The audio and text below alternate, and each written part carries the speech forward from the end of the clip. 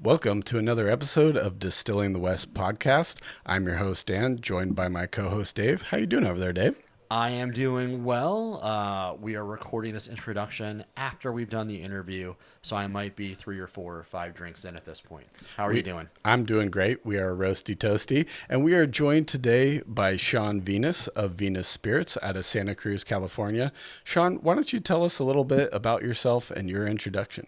So my name is Sean Venus. I started in the alcohol industry when I was about 20. I went to school at University of Oregon. I'd been a home brewer, had an opportunity to kind of transition to work as an assistant brewer for a couple different brew pubs in town. And then one summer I left Eugene and went down to Davis and did a brewing program. And that kind of really solidified my next several years of what I was focused on. Worked in After college, worked for Gordon Biersch for about 6 years in the production facility, focusing on packaging and filtration and managing the brewing schedule. Um, and then after that, I kind of I left the brewing industry, went into organic food, and did that for about 6 or 8 years, doing lots of different things in food, working with manufacturers, making stuff for Whole Foods and Trader Joe's and Costco, um, and that parlayed into developing a little consulting business, which kind of like showcased my entrepreneurial spirit a little bit, working with some brands. That really got me interested in getting back in the alcohol space and doing some distilling. I'd been home distilling on the weekends, and that passion turned to a profession in 2013. We found a space in Santa Cruz, on the west side of Santa Cruz, about 2 blocks away from the ocean, that had a beautiful warehouse space that was available, that actually had a distillery in there before. It was up for lease. The landlords would politely say, "Hey, we'll let you um, go at your own pace, and if someone is interested in this spot, we'll let you know, and you guys will have to be the make a decision if you want to go forward." So a couple of months went by, and there was someone else interested at that space. So the landlords came to talk to us and kind of set things in motions for us. I bought a still, um, put some money together, and wrote a business plan, and uh, opened, took over the spot in 2013, and had a very aggressive build out. So by April of the next year, we were in production, ready to ship product. Wow. Wow, Um, that's awesome. so, um, so actually, we shipped product at the beginning of June, but it was really fast. And one of the first things that we launched with was our gin. From the beginning, we've been making a gin, whiskey, and agave spirits. Never thought that our gin would be what we were most known for, but that's kind of our flagship spirit. So uh, first thing that went in the still was whiskey. That was really my passion, coming from the beer industry. We set up our facility to basically mimic a brewery, Okay. with a still attached to it, and but gin quickly took over, where Interesting. the momentum was going. Yeah. Wow, well that's super cool. I just have to give you a shout out for Gordon Biersch. That was like my dad's favorite beer for like a decade. That's awesome. That was cool to hear about your background there. And yeah, man, you really got your sights set on that distillery, and sounds like you launched it really quick. Um, And actually, I kind of want to step yeah. back. And you said you were doing some home distilling before then. Yeah. What were you distilling? What was that like? So I was just doing whiskey. Really, I was Okay. basically, on a Friday, or a Saturday morning, I'd pull out my brew set, and we'd start mashing in some single malt whiskey, Okay. a modified recipe from a pale ale recipe that I used to brew, minus the hops. Spent all Saturday making that, stick it in the fermenter, let it ferment all week, and then Friday night I'd put that into the fermenter, or part of the still, and then all Friday night I'd be stilling it, and then I'd follow that process, week in, week out, just to fill up this barrel that was like, I don't know, it was like 5 gallon barrel. It took months and Yeah. months, Yeah. this 15 gallon system to get enough whiskey to fill that barrel. Um, but that's where the passion came from. A lot of experimentation happened over those years of just playing on that small still. And so when I scaled it up, we kind of already knew what we were doing. My wife is she's a product developer focusing on organic foods. Okay. So she's got a lot of experience creating beverages for other companies. And one Saturday, while I was still in that home distilling phase, we came up with a recipe for our gin. It's the same recipe that we have today. That's awesome. So Very cool. Well, and you said this is a really hot item for you guys, and that's what we're sipping on right now. And it's great. I really get a nice big citrus pop on it. Um, Definitely like some lemon and maybe some lime going on there. I made a gimlet with it the other day, and that was tasty. yeah, so it's a blend of 10 different botanicals, really focused on California citrus. So orange, lemon, tangerine, and that. The lavender's in there. You get that on the nose. Coriander brings some Okay. spice to it, some peppery notes. And then that juniper, it's got that pininess that kind of is throughout the palate. It's a new American style gin. So it doesn't it's got a lot more going on than just the juniper, Yeah. as you can taste. And it was yeah, gin's it's a funny spirit because a lot of people like have had bad experiences with gin. Hmm. And it's one of the ones that we say, oh, I don't touch gin. And then we try to get people to try our gin. And they're like, oh, wow, this changed it for me because it's not that overly like sipping on a pine cone. Yeah, and for those who are I don't know, who have challenged taste buds, I like how you have the tasting notes checked off going down the list on the label here, kind of help guide the tasting, see what we're supposed to be feeling with this one. Yeah, and it has a really nice viscous mouthfeel.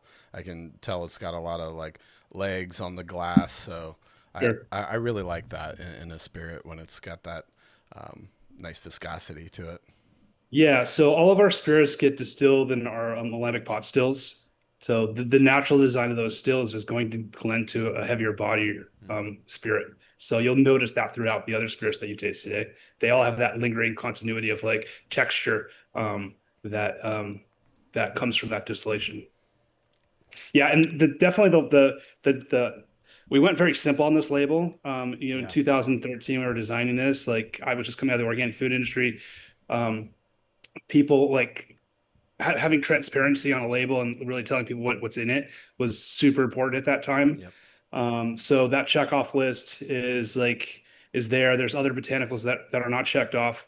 It's both we try and distill with intention.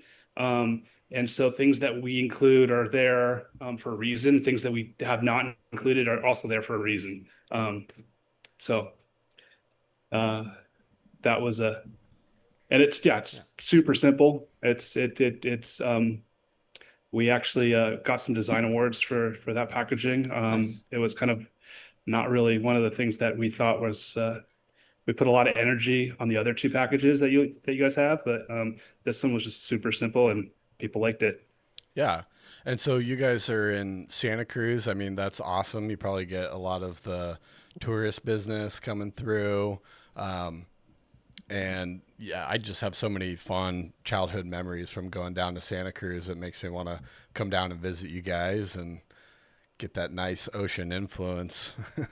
And Yeah, so our original distiller, as I said, was it's in this steel building. We're blocks away from the ocean, and it's a Butler building that's got so it's a steel building that's got a lot of exposed elements. It's no insulation, so that ocean air would come into our facility, and it really had an impact on our aged products. Mm. As far as like heating up the barrels during the day in that steel building, then cooling them down at night, getting that interaction with the wood in and out.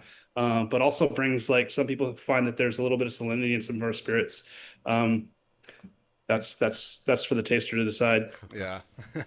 now this is blend number one. Are there other Yeah, so we blends? just call the blend of the group of botanicals the blend. So we have a blend two. Okay. We do a few seasonal gins. So every season we come up, we're right in our fall release right now. That one's distilled with quince, pear, Oh, and apple with notes of cinnamon. We do a winter one that's aged in wood for an entire year that's got spruce in it. oh, nice. Um, and our spring one is like really built for like pouring with gin and tonics. There's Okay. grapefruit and kuha berries, rose and chamomile in that one. And then a summer one we do like tiki inspired. So there's lime, vanilla, passion fruit. So we kind of play around with different flavors throughout the year. Our blendo too, that's available year round, is got notes of sage, fennel, Okay. bay leaf, and it's aged in oak for about 3 months. Oh, So it's interesting. kind of it's there to give kind of the flavor notes of the Santa Cruz Mountains with live oak and bay trees. That's very cool. You have your provenance in a bottle there. Yeah, I'm really enjoying this. It's almost kind of like Spritey to me Yeah. with the lemon lime thing, but the orange as well, and I think I get a little bit of that coriander in it as well. That's And very Yeah, nice. it's super approachable. It's great in cocktails. We operate two restaurants here in Santa Cruz County, one at our distillery and one in on the seaside location in Rio Del Mar. Um, and this is like it's the backbone to our cocktail program. yeah, I could see that easily. And I'm not a huge gin drinker myself, but this is very easy to just sip on, eat neat. So I'm curious what it would be like in cocktails. Yeah, I like I recently discovered a Thunderbird, a gin fizz, and I think that would go really well in that cocktail. Any of your favorites you have at the tasting room there? Um, there's a tiki cocktail called the Pegu Club, which is it's lime juice, gin, orange simple syrup, and Peychaud's bitters, or not Peychaud's, Angostura bitters. I love that. Uh, I would say any gimlets this works well with. Any cocktail that's got a citrus backbone Yeah. works well. Martinis are super back in fashion these days. Yep. Hmm. I say pour this with a twist of lime or lemon. Don't do it with an olive, but Okay. Okay. that's just No, I could see that. It keeps it bright and light. Yeah. So, how would, for you personally, how would you compare working in a brewery to working in the distillery now? um yeah, it's completely different. I mean, we're really focused on, putting a product and making we for years are making a lot of whiskey. Hmm. So you're just creating a mash and fermenting it and then distilling it and then not really tasting it for years and years and years. Unlike beer where it's like fresher the better. Yeah. Uh, so that was a big difference for me. Uh, just like a brewer, like I like to play around with all different stuff. That's why I make, gin, whiskey, and agave spirits. So we're typically a distiller makes one product. They'll Right. focus on bourbon whiskey. They'll focus on gin. We do a lot of different things here, and kind of that's a nod back to my brewing days of like, okay, we're gonna make basically a pale ale or a porter or a stout or an IPA. Those are all different types of beers for different types of drinkers. So is gin, whiskey, and agave spirits. Definitely. Yeah, you got the good spread there. Um, oh, and I see you went back for seconds there, Yeah. Yeah. I Davey. did. I did go back for a second. Like I said, it tastes great neat. So Yeah, I'm enjoying it. yeah. It's good in a cocktail. Good, neat too. I do appreciate gins that aren't overly like junipery because I think I would kind of fall into that category of people that I don't want to say I had like a bad experience with gin, but it's just like wasn't necessarily my favorite off the top, but we've been exposed to more of them, and this one's great as well. So yeah, really excited to try this one, and I guess if we're moving into second round here, I kind of wanted to talk about how I found out about Venus spirits in general. Obviously we're doing the podcast. We have our Instagram and our social media on Instagram, and I noticed as I was scrolling through the California Agave Council, And so I touched base with them, and I just thought it was such a cool concept how a lot of farmers are moving towards growing more agave here in California. Again, we're trying to, all these spirits are agricultural products. Living in California, we're an agriculture state. Yeah. Um, so that they said, well, why don't you give Sean Venus a shout out and contact them to see if they'd be willing to come on the podcast here. And so we're super glad to have you on. And we wanted to talk about the next spirit in the line here, the El Ladrón California agave. I think this is such a cool product. And if you want to go into it a little bit more, but actual agave grown right here in California. And you want to talk about your process behind this Yeah. bottle here? So to back up a little bit on the agave is when 2014 when we launched the distillery, one of the ideas was to create this brand called El Ladrón, which means the thief. And I love tequila. It's one of the things that I wanted to play around with. And, and at that point, there wasn't any agave available outside of Mexico. So we partnered with a company to make us an agave syrup specifically for our agave spirits. And at that time, I think there were only two or three other distillers in the country making agave spirits.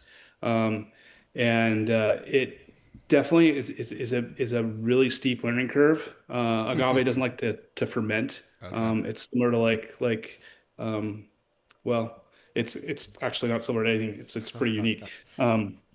But it has its own challenges.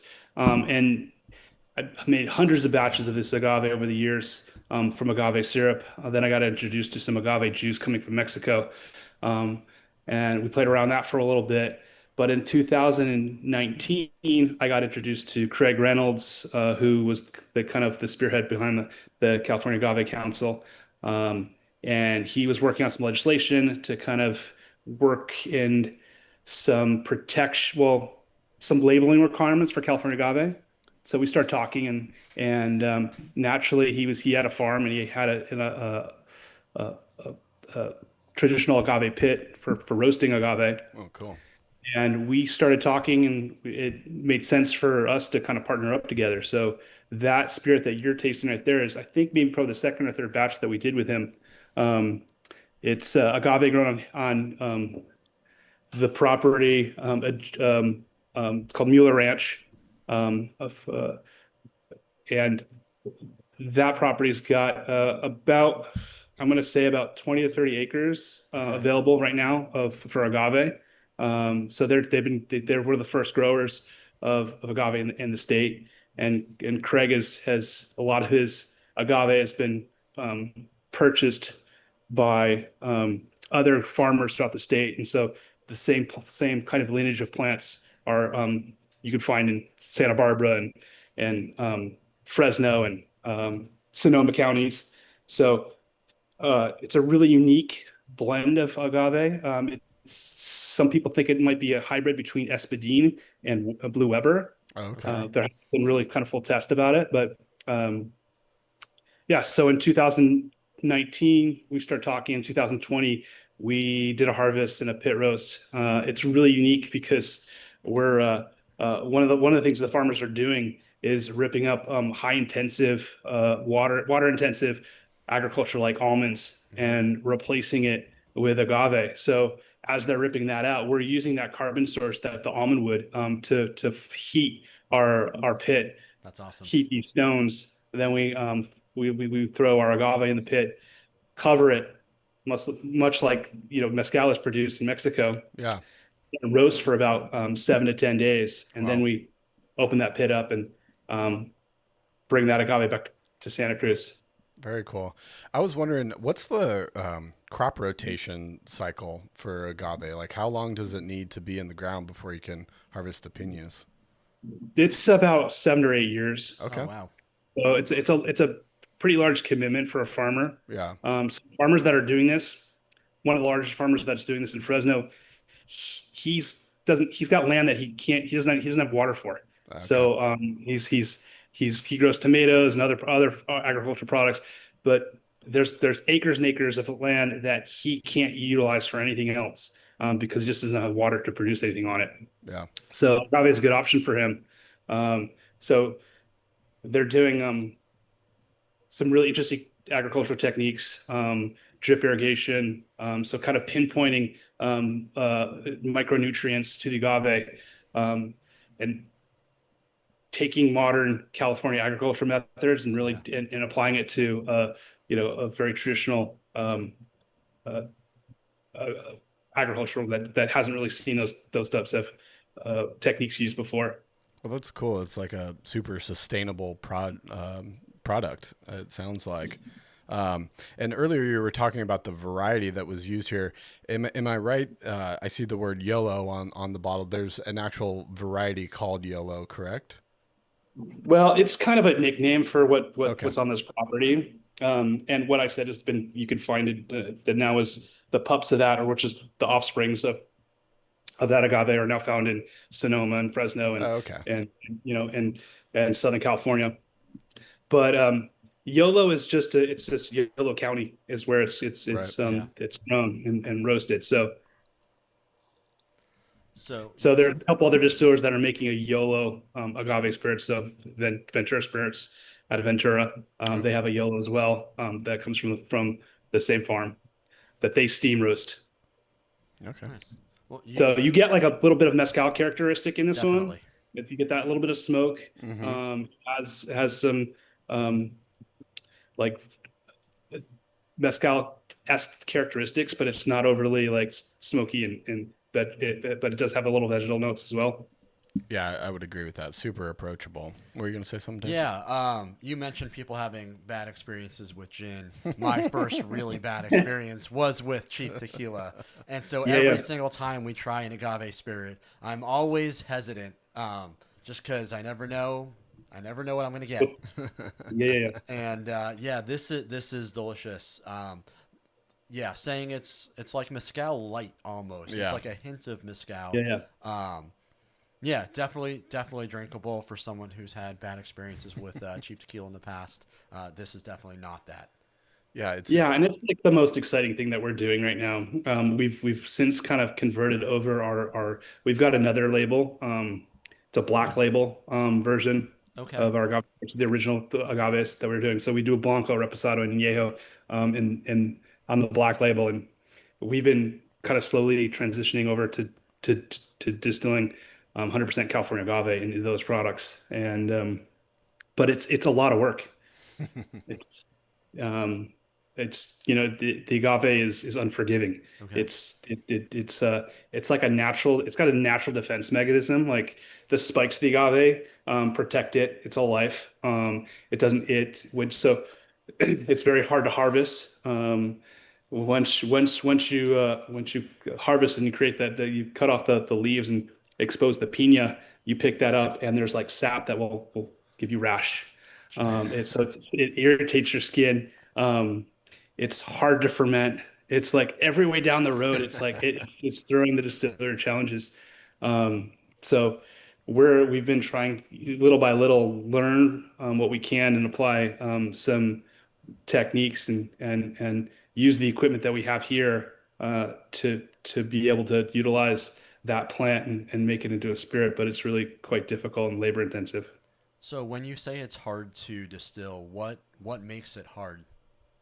It's the fermentation process is just really challenging. There's no nutrients in the agave sugar. Okay. So when you make like a single malt whiskey, you've got grain. There's natural nutrients in that grain that allow the yeast to thrive.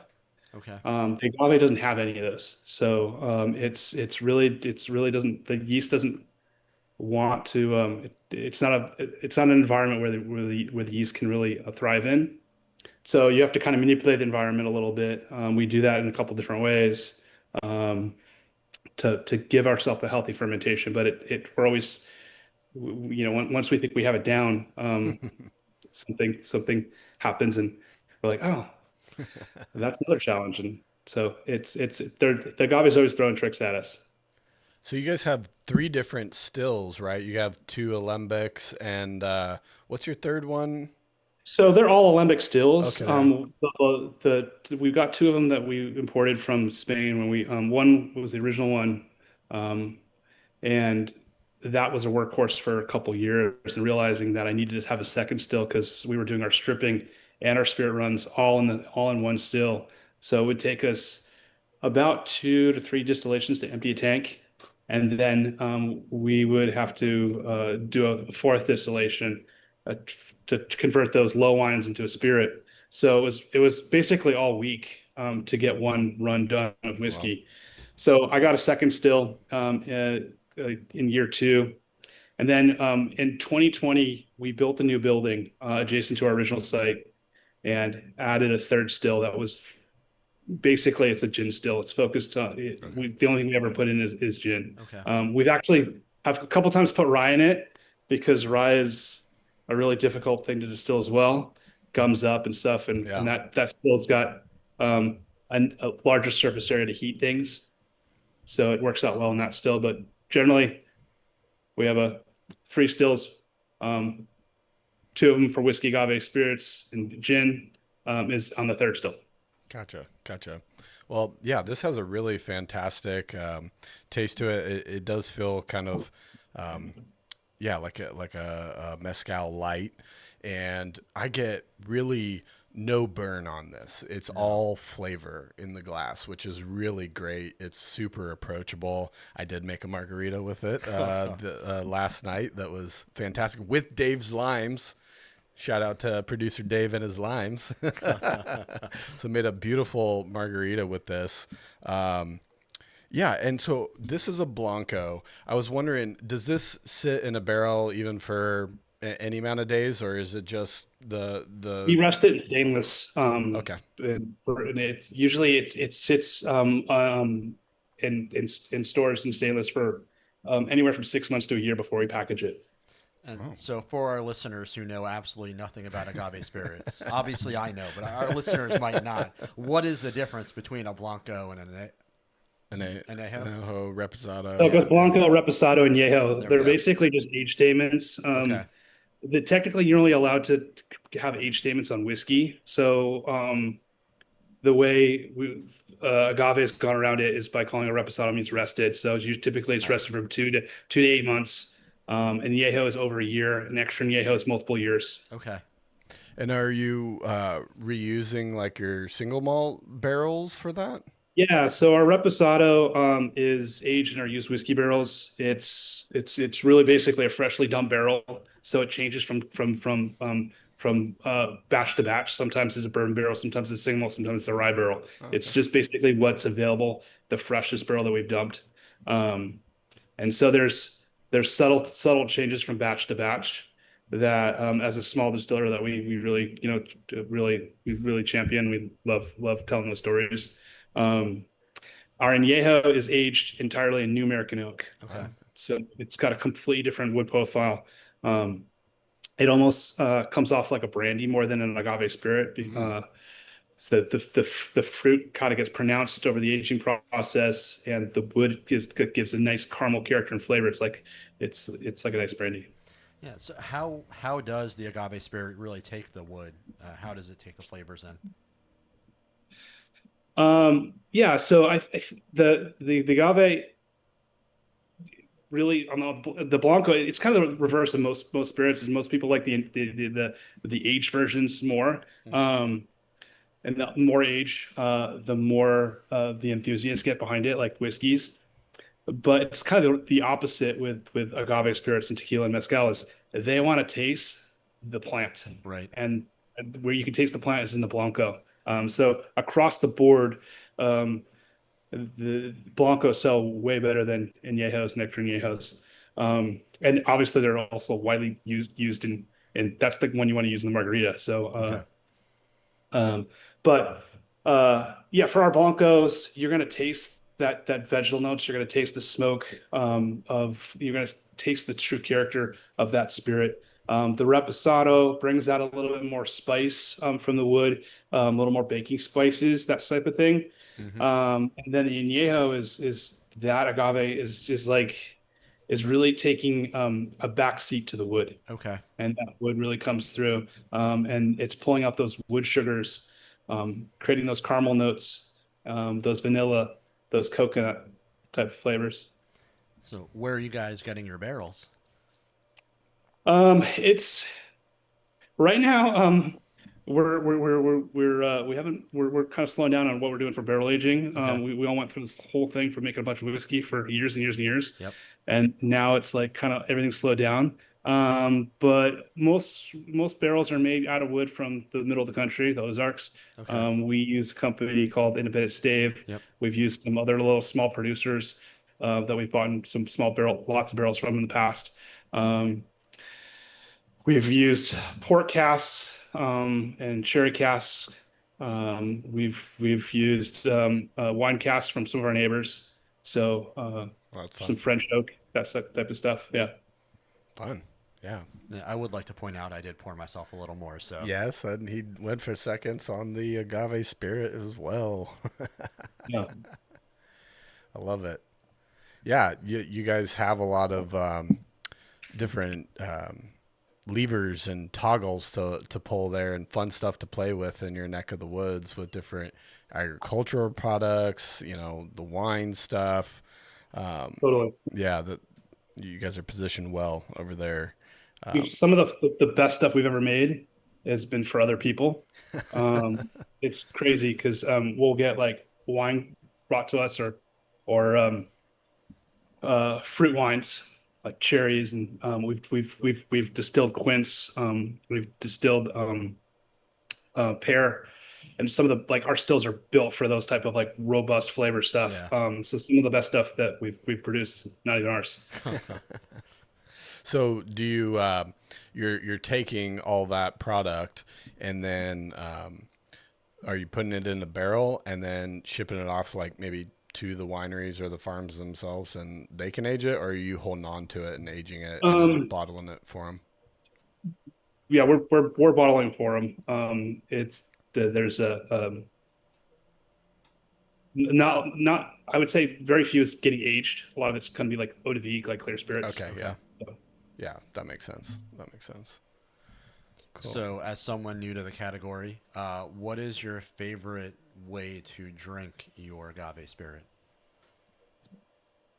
Um, I just yesterday. It's basically a take on a gin cocktail called Last Word. Um, the Ultima Palabra is this the Mexican version of that. So you take out it's a cocktail that normally has gin, chartreuse, and lime juice equal parts, Okay. Ooh. and maraschino liqueur. Um, Take out the gin, throw in the YOLO. It's a wonderful cocktail. Okay, I'm gonna have to go back and make one of those with. We recently interviewed Bricado Amaro out of San Francisco, and they have the one called Chaparral. So Mm-hmm. maybe I'll have to use a little bit of that Chaparral, Well, the El Ladrón, and some of Dave's limes. There So you again, go. yeah, yeah. It's a that's great cool. cocktail because it's like it's three parts alcohol, one part, you know, sour. Yeah. All right. Well, I like the spirit forward cocktails. I don't need any too much of a frou frou cocktail. So that's good. Yeah, that sounds right up my alley. I'll have to give that a try. So you mentioned that the agaves are coming locally. Is it the same for your other spirits where you're getting most of your ingredients pretty local? Yeah, I mean, thankfully, being California, we get a lot of stuff locally. A lot of our botanicals are, well, sorry, our citrus obviously comes from California. We do source a lot of the botanicals for the gin comes from all over the world. So the lavender comes from France, the juniper comes from Eastern Europe, ginger. Uh, oh shoot, where's ginger? Well, coriander comes from India. So it's kind of that's a global spirit. Yeah. Hmm. Um, our whiskeys, thankfully, we've got rye, malted barley, and corn that all grow in California that we're able to utilize. So that's really fun for us as distillers and to use local products. And yeah, Any grain folks you want to give a shout out to that you use? we use um, We've in the past have used Admiral Maltings. We've done some stuff with them. They're a local maltster in Alameda. We use our grains are coming from out of Woodland, Okay. Okay, cool. and um, that's we get our rye and our corn from those guys. Uh, um, Yeah, and we've made some whiskeys from Tom Fawcett grains out of the UK for Okay. our peated malt. So we'll go local. We'll go more traditional too. Depending on the flavor you want. And that's funny. Yeah, You mentioned Admiral Maltings. That was Yeah, an early interview of ours. yeah, yeah. yeah. It was cool to sit down with Admiral Ron. Um, and speaking of malted barley, do we want to get into our third spirit here, the Wayward Whiskey single malt? Sure, yeah. So as I said earlier, is the single malt was like in whiskeys in general were my passion, and coming from brewing side of things, we set up our old distillery to be very like to actually to make beer inspired whiskeys. Okay. So this one is again that pale ale recipe that we've modified. It's about 90% two-row malt and about 10% crystal malt. So crystal malt is that caramel malt that's going to give you kind of color and flavor to beer. Once distilled down, it gives more notes of like chocolate and toffee. Uh, Wow, batch 62. Okay, so you guys have been cranking on this one for a while. yeah. So yeah, first thing that went in the still, first thing that went in the barrel. We've recently just released a 10-year-old I single saw malt that. whiskey that was like I think barrel number 3. Wow, That's cool. awesome. Congrats to So that. yeah. So single malt was a category that when we started this was like there were like there were a few other people that were playing around with it. So you mentioned in the beginning Westward. Um, that was we always get confused with Westward, and there's a Westland as well. Right. You know, we were kind of three brands that kind of all kind of came out at the same time, Yeah. um, and and some of the packaging is I guess designers sometimes borrow some things from each other. So at times our package even looked the same. Okay. Had some kind of same similar notes, but yes, at that in 2014, single malt whiskey was like it was a very new category as far as American single malt. So they recently it's been approved by the TTB, and Mm-hmm. basically we've been making our single malt whiskey the same way since the beginning, following the guidelines that actually are now the TTB guidelines. So it's 100% malted barley, um, all distilled on site, and aged in New American oak. That's awesome. That must be well, I shouldn't assume. Is this kind of your baby of the distillery, the single malts? You know, they all go through phases, right? Pick your Definitely, favorite child, Sean. yeah, yeah, yeah.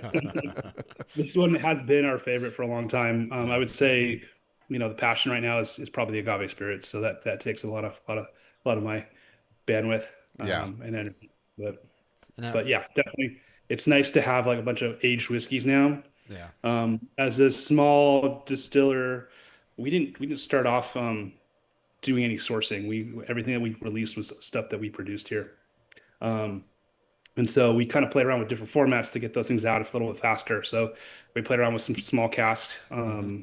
the 10-gallon casks for a little bit, and then 30-gallon casks, and then 53-gallon casks. We've been filling 53-gallon casks for probably the last 9 years. But it was, we're now seeing like whiskey, as I said, approaching, those longer age statements Yeah. where when the beginning was like, it was very hard for us to get, a 2 or 3 year old whiskey. Yeah. Well, this is a fantastic product as it's chilling in the glass here. Um, I get a nice kind of chocolatiness with the Definitely. malts. Yeah, that's really coming through. And am I off my mark here, Sean? But are you using New American oak here? Because I'm getting a lot. Yeah, I yeah, think of yeah, those wood sugars coming in here. That yeah. to me, that's what I'm looking for in a single malt. I mean, I've had some good reuse barrel stuff, but sometimes it can be kind of thin without the age. This is nice and rich and robust. I like this.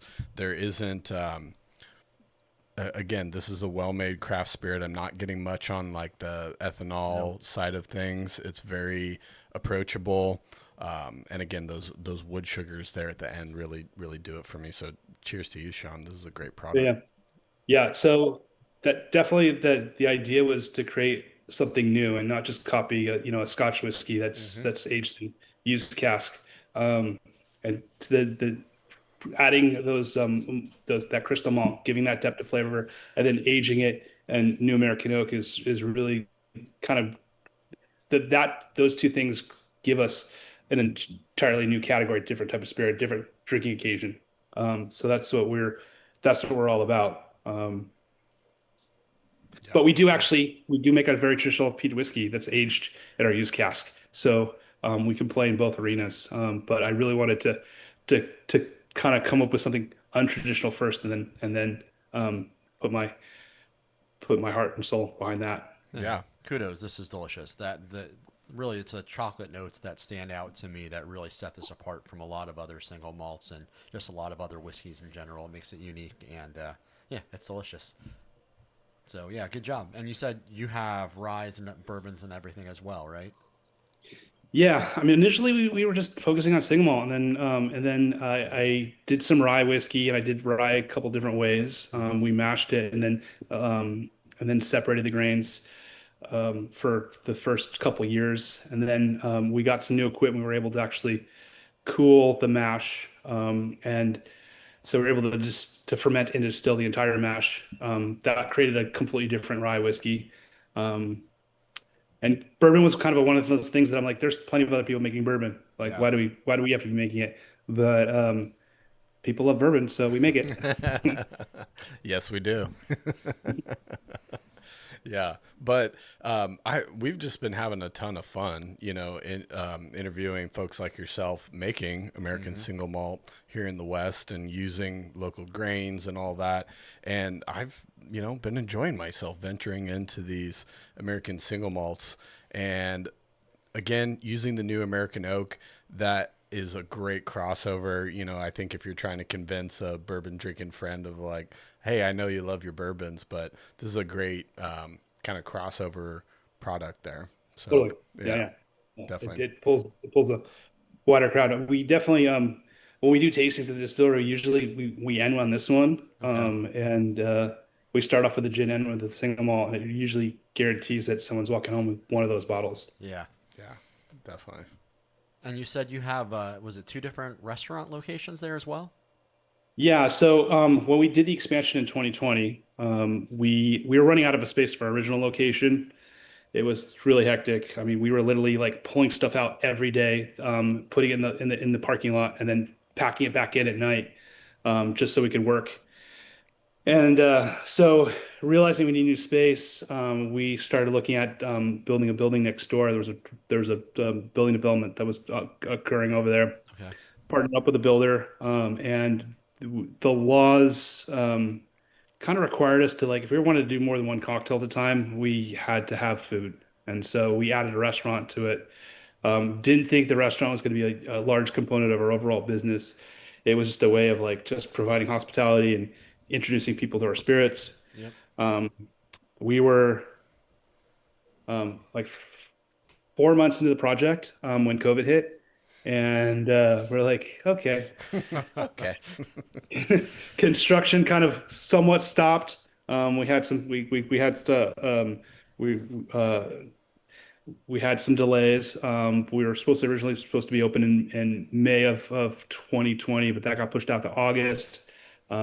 I was really thinking like, okay, COVID's gonna happen. Like this is like it's happening right now. By summertime, it'll be all like cleared up, and we'll be like ready to open, and it'll be gangbusters. Yeah. Well, obviously, it didn't happen that way, but COVID was actually a good time for us. A lot of people had a lot of extra money. Hmm.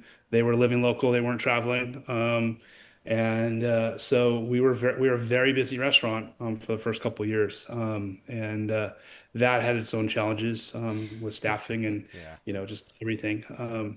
But we got very bullish in 2022 and decided to open another restaurant, one that came available that was just on the beach. So we call our original one, we call it Venus Spirits Cocktails and Kitchen West Side. It's Okay. on the west side of Santa Cruz. We call our second location Beachside because it's literally just a parking lot separates us from the beach. That's awesome. Nice. Yeah, we have a lot of fun with cocktails and and making you know our spirits connect with our food and our cocktails. So it's a great way to introduce people to our spirits. Yeah. Now, running a restaurant is very, very different than running a Totally. distillery. Yeah, Are yeah. you doing both, or is someone helping you with the restaurant end, or how does that work for you guys? So, initially we looked at it as like, okay, we don't know anything about the restaurant. My wife and I, we're like, we're gonna hire people to that have restaurant experience and that will manage it. And over just kind of like just running the business, we just understood that we needed to know the restaurant Right. business. It just couldn't allow people to tell us how we should be doing business when we intuitively we're like, we should be doing something different.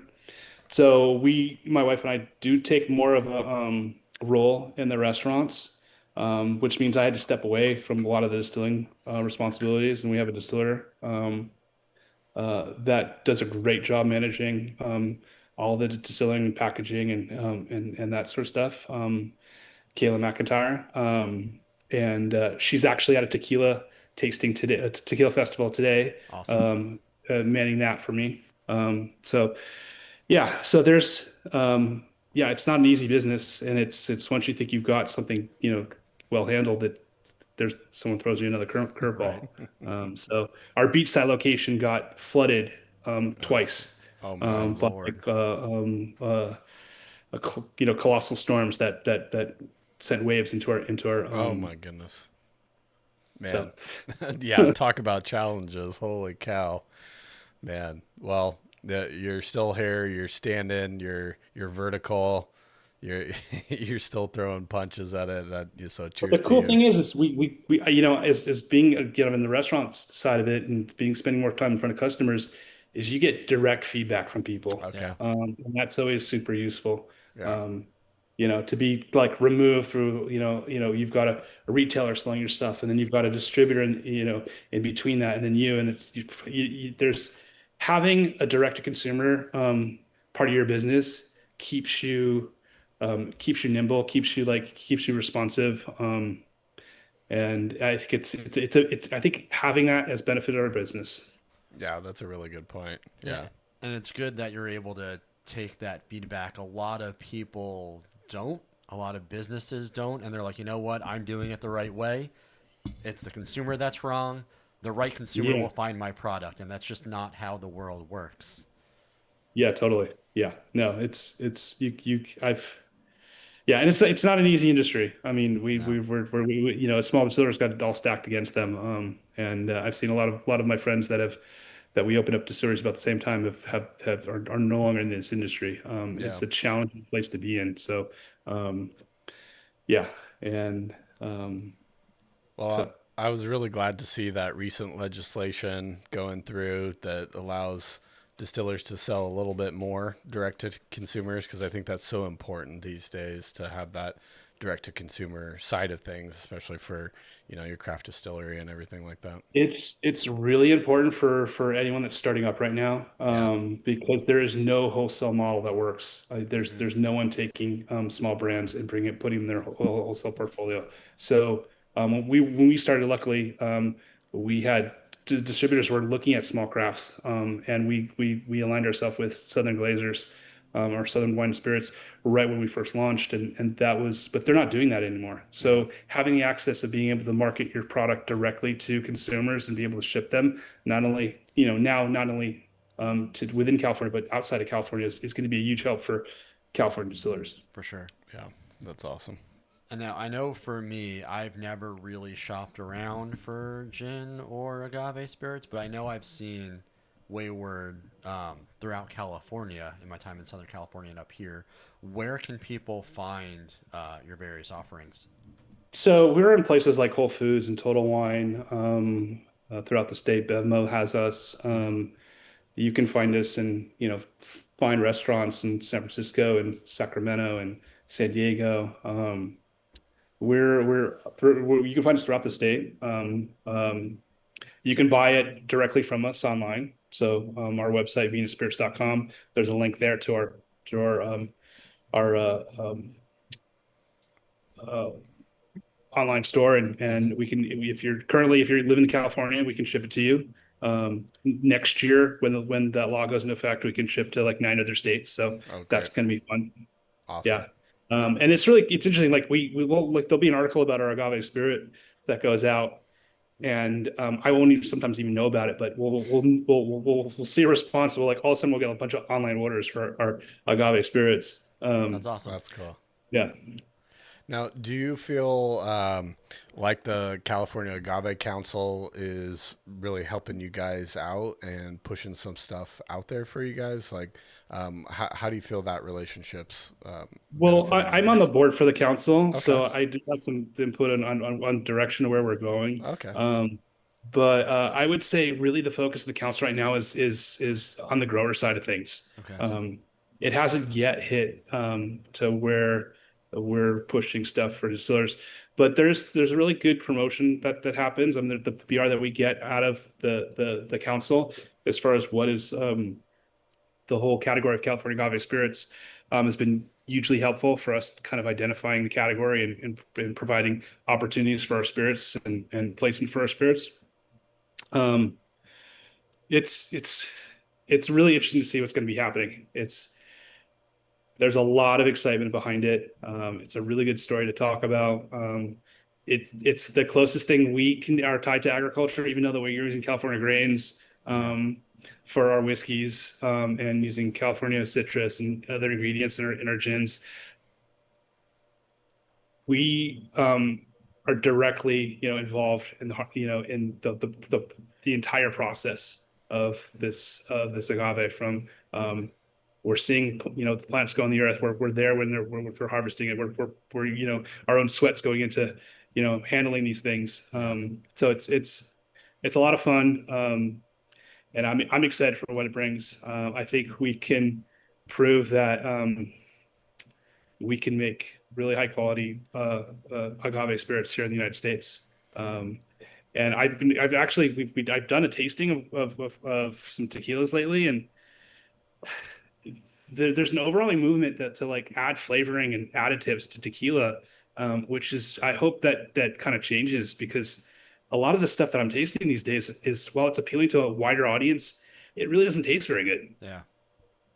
Yeah. Uh, Well, I think a lot of people are looking for that additive free agave spirit as well.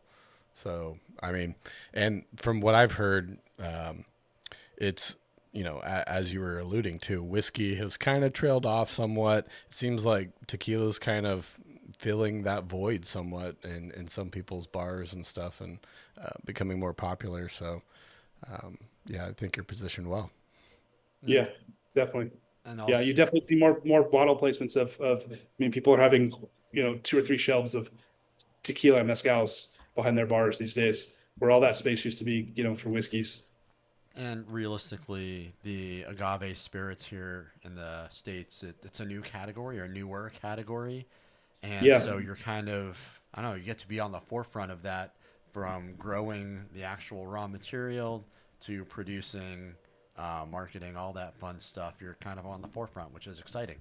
yeah. When we first started, we weren't even, there wasn't even a category of agave spirits for the TTB. We were in this category called distilled spirit specialties, which is a catch-all for everything else. Yeah. And now there's a the category for agave spirits.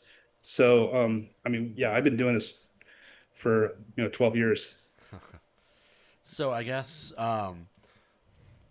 is there anything fun, anything different that you're doing with the agave spirits, or that you kind of see doing with them, experimentation and something fun that's not Well, your there's standard definitely, tequila? like, right now there's not a lot of our addles that are out available. Mm-hmm. We're pretty much exclusively using that YOLO Tequiliana Mm-hmm. for our agave spirits. But in like 4 to 5 years, there's growers that are playing around with all sorts of different varieties.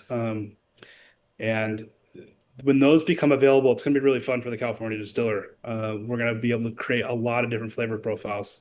a lot of things that uh, and different techniques to kind of like we've got some ideas on how to kind of use different varietals of tequila just as just kind of flavor enhancers to kind of highlight things. Ones that are typically like the tequila Americana, or sorry, the Americana, which is a very large plant that you guys see all over California.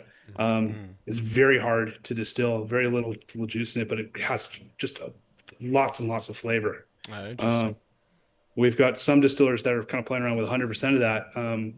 And my idea is you got to take, some of these widely flavorful products and just use just a little bit of them, Yeah. just to give some enhanced flavors, and kind of play with a whole ensemble of characters. Yeah. Any other kind of R&D projects that you're working on that you're willing to talk to We're us about always today? working on Yeah. stuff. Like, I mean, I've we've we've during COVID, we kind of played a lot with our own house blends of different liqueurs, and stuff, because some of the things that we weren't available. So we've we've kind of played with a Campari-esque character, Hmm. like spirits, coffee, liqueurs. Um, and those are all great for us to use in our own restaurant. It's going to take me a lot of confidence in the market to kind of go out there with new products right now. Yeah. Yeah. I could feel that.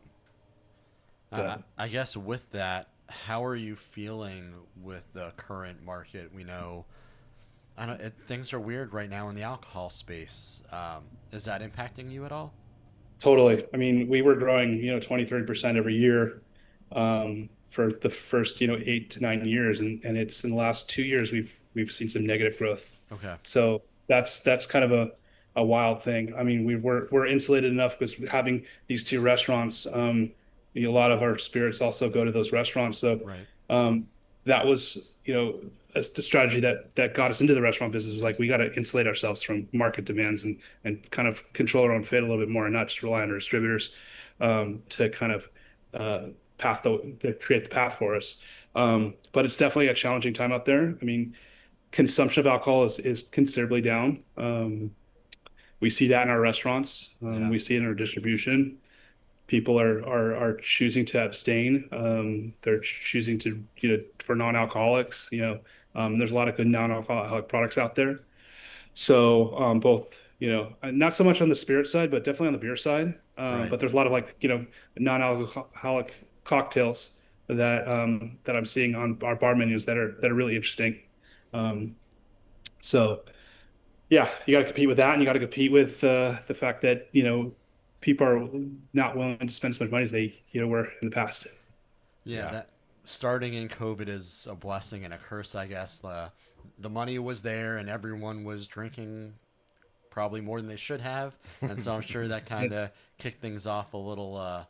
Yeah, a It's lot. really put us in a weird perspective. We're like, okay, like this is like, we thought it was only going to get better after Right. it. We didn't realize it was going to be like, this is where. So we didn't have any kind of frame point like before COVID, Right. but we're doing right. We're doing fine. So we've got like we have a very steady business, both on the wholesale and the restaurant side of business, and we've just had to like kind of maneuver ourselves to and pivot to make it work in this environment. And It certainly helps that you're making good product. That goes a long way. Yeah, I agree. definitely.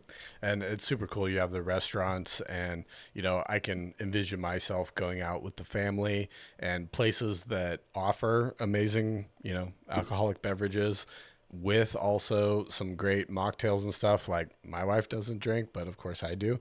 And, I think if you can offer kind of both, it brings in the whole family, Yeah. and folks Yeah. are gonna have a great dinner and have a great experience with, these amazing products. And that's great. You have the two restaurants, and certainly, we'll have a pin on the map for anytime we're coming out to Santa Cruz to come visit you guys for sure.